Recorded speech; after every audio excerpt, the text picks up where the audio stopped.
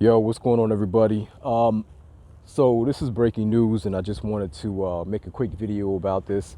So everybody's familiar by now the mandates that's been going on as pertains to the vaccines, and Biden had a press conference not too long ago. He was very upset with the unvaccinated, and his patients were wearing thin with the unvaccinated, and so he mandated that essentially all workers, all businesses with 100 plus employees, mandate their workers be tested weekly or get the vaccine, but also healthcare workers, particularly, they're now being mandated to get the vaccine and or be tested weekly.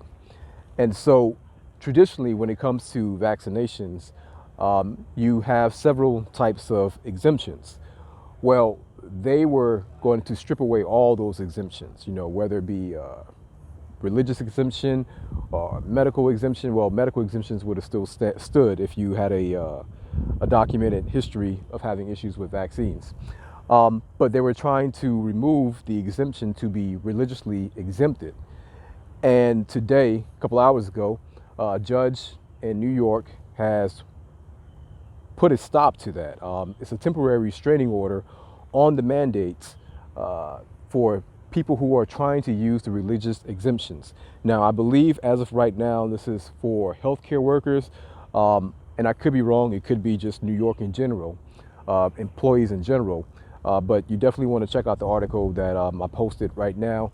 So, as of right now, there's a temporary restraining order on this mandate for people who have a legit religious exemption. Okay. Now, once I heard this news, I made some phone calls, and now as I read through the article, but I also watched the actual video from one of the lawyers that was dealing with this case and that was responsible for helping and block this mandate. He brought up the fact that all three of these vaccines, the manufacturers, at some point they used or still using aborted fetuses in the testing of the vaccine or the actual vaccine itself. And for that reason alone, really, but for those who are religiously against the vaccines because of the aborted fetuses, that is one of the grounds that people have for not wanting to have that injected into their body.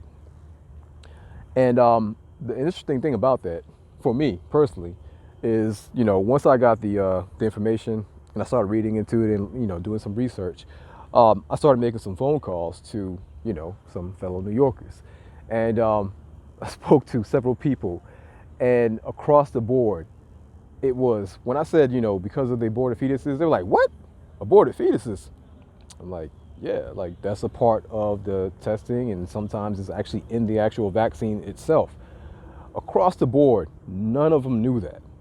And we're talking about medical professionals as well as just, people who work jobs outside the medical field, but none of them knew that. And so as I'm thinking to myself, I'm asking myself, why don't you know that? Why don't you know how your vaccine was made? Why don't you know the ingredients in your vaccine? I do multiple things in this clinic. One of the things would be an injection. It might be a pain injection. It might be a trigger point injection. And every time I do these injections, I have to inform the patient. It's called informed consent.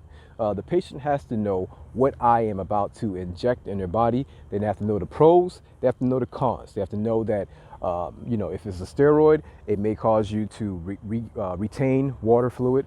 Water fluid. It may cause you to retain water. Also, it may have a slight decrease in your immune system. But I also have to know the pros. It's going to decrease inflammation. It's going to help out with the pain that you're dealing with. And so I have to tell them that. Also, I need to know if they have any allergies to medications in general. These are the things I have to know.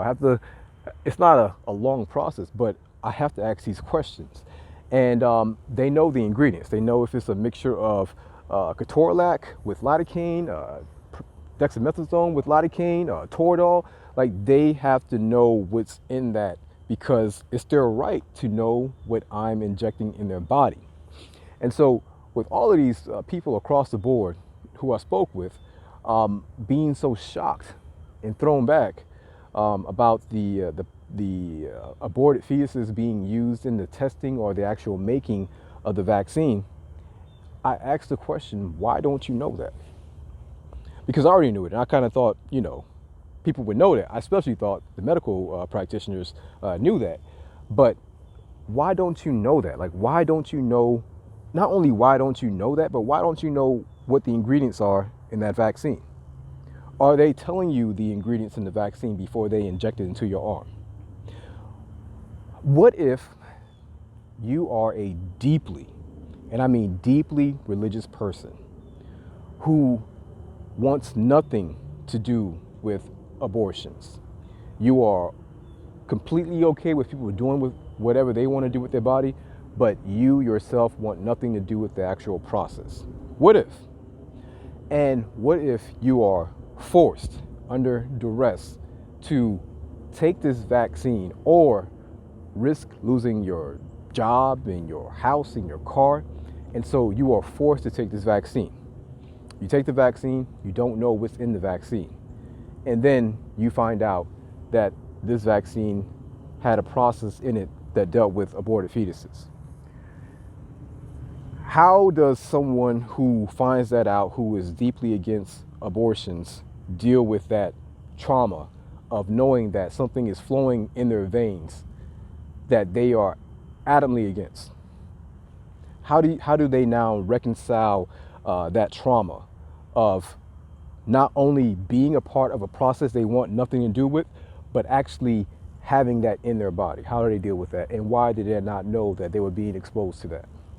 So that was it. Just wanted to deliver that breaking information that just came out. Hopefully kind of help some of you all out. Put some things together for you, gave you some information, hopefully it was valuable to you. If it was, of course, share it with your family and friends who may be struggling with this right now. Now, what I will say is, regardless of what you want to do, you all know where I stand at. Your health is your responsibility, all right? There are fundamental things that you need to do in order to stay healthy, in order to improve your health. Vaccine, no vaccine, whatever you do, don't forget the basics, all right? The basics should be the actual foundations of what you're doing every day. Please drink water, cut out the juice and soda, all that's garbage, all this crap. And mind you, everything I'm saying right now, your fearless leader should be saying this every single day when he gets up on that podium and talk about the vaccine and flattening the curve. Please drink water, stay away from the soda and the juices. I don't care how many additives it's claiming to have in it. If your soda, your juice, or your food has the ability to brag and talk about, we have 100% vitamin C, now made with zinc, now made with vitamin D. If your food can brag, you should run, okay? You want humble water. You want humble, time-tested, proven water, all right? Next, please get out, do some exercise, get some fresh air. Please get sunlight. Vitamin D is extremely important. Most of us are low.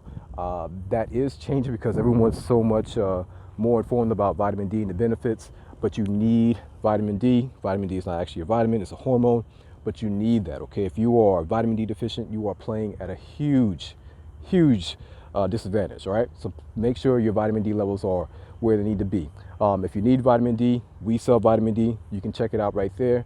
Go to the website. Next, exercise, please. If you're at work, find some time, 5 minutes, walk around the parking lot, walk up the stairs, walk down the stairs, walk down the hallway, do push-ups on the wall, do some jumping jacks, but please get your body moving, get your blood circulating, get your heart pumping, okay? Also, fasting is my gospel. You all know how I feel about fasting, but at this particular moment, I'm talking about fasting from social media. I'm talking about fasting from media. Don't continue to take in this crap, this fear mongering that many of us are taking in right now consistently. Please cut that stuff off. Take some time away from it. Your Twitter feed, your Facebook feed, your Instagram feed. Get away from that stuff because it's only inducing more fear. Okay, so step away from that. Get away from negative people. negative things on your feed. All right. But then fast, intermittent fasting. You know, that's my gospel. Fasting is my gospel. Recommend you all stop eating after 6 and try not to have your first meal until around noon. Of course, there are some variations depending on your status and your experience, but the overall point is you want to decrease the amount of times that you're eating throughout the day. We're not cows. We don't need to graze all day long in order to live. I know that that's what they told you. They sold you on the 6 small meals a day idea, but it's a lie as it pertains to actually improving your health and becoming insulin sensitive, okay? So chill out with that, please. Processed foods, I call them nutritional colonizers because they will rob your body of the nutrition, of the nutrients, of the vitamins, the minerals that your body needs in order to heal and repair, while also inciting a riot, inflammation, high insulin levels. So stay away from the processed foods. That'll be your cereals, your breads, your pastas, all of that crap. The Popeye's chicken. Where is Popeye's chicken?